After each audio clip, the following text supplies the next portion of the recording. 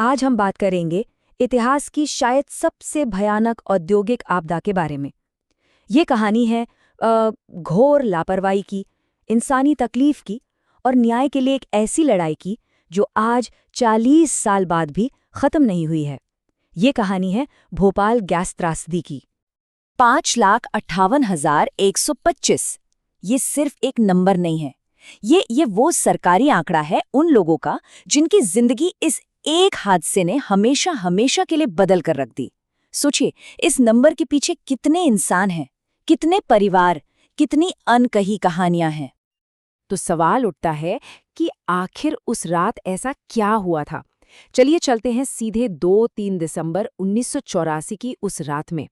जगह थी भोपाल शहर और वहां था यूनियन कार्बाइड का एक कीटनाशक बनाने वाला प्लांट। और इस पूरी तबाही के सेंटर में था एक ऐसा केमिकल जिसका नाम आज भी लोगों के दिलों में दहशत पैदा कर देता है। मिथाइल आइसोसाइनेट, शॉर्ट में कहें तो MIC। ये कोई मामूली केमिकल नहीं था। ये एक ऐसा जहर था जो पानी के बस एक कतरे से मिलकर मौत का सामान बन जाता था। और जब ये गैस हवा में फैली तो इसने सोते हुए भोपाल शहर पर कहर बरपा दिया। लोगों की आंखों और फेफड़ों पर इसने सीधा हमला किया। कई तो मौके पर ही मारे गए और जो बच गए वो जिंदगी भर के लिए बीमार हो गए। लेकिन ये सब हुआ कैसे? क्या ये सिर्फ एक एक्सीडेंट था, एक अनहोनी? जी नहीं, बिल्कुल नहीं। सच तो ये है कि ये एक ऐसी तबाही थी जिसकी स्क्रिप्ट मानो महीनों पहले से लिखी जा रही थी। और वजह थी खतरों को जानबूझकर नजरअंदाज करना। देखिए, इस तबाही की जड़ें थीं पैसे में, आर्थिक दबाव में। प्लांट जो था वो घाटे में जा रहा था और पैसे बचाने के चक्कर में मैनेजमेंट ने एक बहुत ही खतरनाक रास्ता चुना, कॉस्ट कटिंग। और इस कॉस्ट कटिंग की सबसे भारी कीमत चुकाई गई सेफ्टी से। एक एक करके प्लांट के वो सारे सिस्टम्स जो लोगों की जान बचाने के लिए थे, उन्हीं को बंद कर दिया गया। ये कोई एक गलती नहीं थी, ये तो लापरवाही की पूरी एक चेन थी। सोच कर देखिए जरा, जहरीले MI टैंकों को ठंडा रखने वाला रेफ्रिजरेशन सिस्टम महीनों से बंद था। गैस को न्यूट्रलाइज करने वाला स्क्रबर, वो भी बंद। उसे जलाने वाला फ्लेयर टावर, वो भी बंद पड़ा था। अरे हद तो ये है कि लीक का पता लगाने वाले अलार्म तक या तो खराब थे या बंद कर दिए गए थे। मतलब सेफ्टी की हर एक दीवार मुनाफे के नाम पर गिरा दी गई थी। तो अब देखते हैं कि उस रात आखिर हुआ क्या, मिनट दर मिनट। कैसे ये सारी गलतियां एक साथ मिलकर एक भयानक तबाही बन गई। सब कुछ शुरू हुआ रात के 10:30 बजे। एक टैंक में, टैंक E610 में पानी घुस गया और बस 1 घंटे के अंदर एक खतरनाक केमिकल रिएक्शन शुरू हो गया। टैंक अंदर ही अंदर एक प्रेशर कुकर की तरह उबलने लगा। 12:15 बजे के आसपास प्रेशर अलार्म बजा भी, लेकिन उसे एक खराब मीटर समझकर इग्नोर कर दिया गया।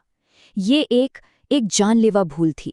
और फिर ठीक आधे घंटे बाद जो होना था वो हो गया। 40 टन, जी हाँ 40 टन जहरीली MIC गैस एक धमाके के साथ हवा में फैल गई। मौत का एक बादल जो सो रहे भोपाल पर छा गया। और नीचे जमीन पर जो मंजर था वो किसी डरावने सपने से भी बदतर था। लोग खांसते हुए, दम घुटने से, आंखों में जलन के साथ नींद से जागे। हर तरफ बस एक ही आवाज थी, भागो भागो। कई लोगों को तो भागने का मौका ही नहीं मिला, वो अपनी नींद में ही मारे गए। और सड़कें लाशों से पट गई थीं। जब सुबह हुई और मौत का ये तांडव कुछ थमा तो एक ही सवाल था सबके मन में, इस सब का जिम्मेदार कौन है? लेकिन भोपाल के लोगों को न्याय नहीं मिला, बल्कि उनके लिए शुरू हुआ एक और दर्दनाक दौर, कॉर्पोरेट के बहानों का और कानूनी दांव पेंच का। यूनियन कार्बाइड के जो CEO थे वॉरेन एंडरसन, वो भोपाल आए भी, उन्हें गिरफ्तार भी किया गया, लेकिन कुछ ही घंटों में जमानत पर छोड़ दिया गया और वो तुरंत भारत से निकलकर अमेरिका भाग गए और फिर कभी वापस नहीं आए। दुनिया की सबसे बड़ी औद्योगिक त्रासदी के लिए कभी उन पर मुकदमा नहीं चला। जाहिर है कंपनी को अपनी जिम्मेदारी से बचना था, तो उन्होंने कहानी बना दी। कहा कि ये सब एक नाराज कर्मचारी की साजिश थी, उसने जानबूझकर ऐसा किया। लेकिन जितनी भी स्वतंत्र जांचें हुईं, सबका नतीजा एक ही था, ये कोई साजिश नहीं थी, ये सरासर लापरवाही थी। पैसों की बचत के लिए सेफ्टी से खिलवाड़ करने का सीधा नतीजा।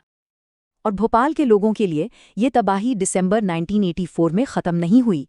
नहीं, ये आज भी इस वक्त भी उनकी जिंदगियों का एक दर्दनाक हिस्सा है, एक ऐसी आपदा जो आज तक जारी है। इस हादसे में कितने लोग मारे गए, ये आंकड़े आज भी विवादों में हैं। सरकारी रिकॉर्ड्स के मुताबिक तुरंत मरने वालों की संख्या थी 3,787, लेकिन जो एक्टिविस्ट और दूसरे संगठन हैं वो ये आंकड़ा 8,000 से भी ज़्यादा बताते हैं। और अगर हम उन लोगों को भी गिने जो बाद में गैस से जुड़ी बीमारियों की वजह से मरे, तो ये संख्या 22,000 के भी पार चली जाती है। और शायद इसका सबसे दिल दहला देने वाला पहलू है इसका पीढ़ियों पर असर। एक मेडिकल स्टडी में ये बात सामने आई कि जो माएं गैस की चपेट में आई थीं, उनसे पैदा होने वाले 9% बच्चों में जन्म से ही कोई ना कोई खराबी थी, जबकि नॉर्मल रेट सिर्फ 1.3% था। और सबसे हैरान करने वाली बात, इस स्टडी को बाद में दबा दिया गया। फिर साल 1989 में यूनियन कार्बाइड ने $470 मिलियन का सेटलमेंट कर दिया। अब सुनने में ये रकम बहुत बड़ी लगती है ना? लेकिन हजारों मौतों और लाखों लोगों की जिंदगी भर की तकलीफों के आगे ये कुछ भी नहीं थी। ज्यादातर पीड़ितों के लिए ये न्याय नहीं, ये न्याय का मजाक था। और आज भी उस प्लांट की जमीन के नीचे हजारों टन जहरीला कचरा दबा हुआ है। ये जहर धीरे धीरे जमीन और पानी में घुल रहा है।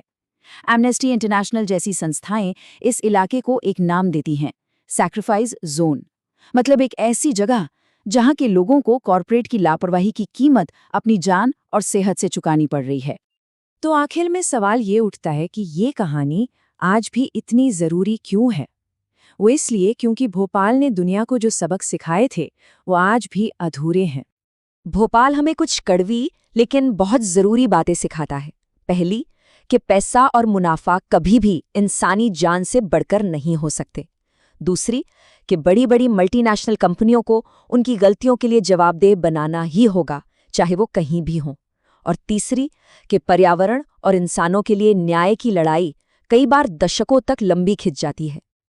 आज इस हादसे के 40 साल बाद जाकर कहीं उस 337 मीट्रिक टन जहरीले कचरे को खत्म करने का काम शुरू हुआ है।